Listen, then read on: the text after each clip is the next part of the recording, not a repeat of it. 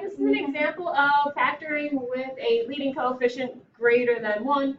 So because we have a number leading in the front besides just a 1, or it's something other than just an x squared, we have to go the long method. So we're going to multiply the first and the last numbers together when we make our diamond.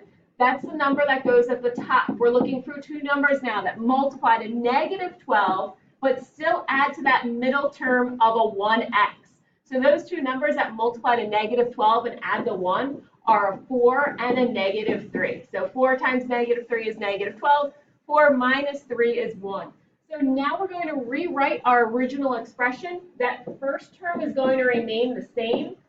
The number in the middle is going to be rewritten with the two numbers that we just found. So we can rewrite that as a 4x minus 3x. And then that last term also stays the same. From here, we're now going to group. We're going to group our first two terms and our last two terms together. And now we're going to pull out a greatest common factor from each. So between a 6x squared and a 4x, we can pull out a 2x. Now you're going to divide each of those terms by that greatest common factor. So 6x squared divided by 2x is 3x. 4x divided by 2x is 2.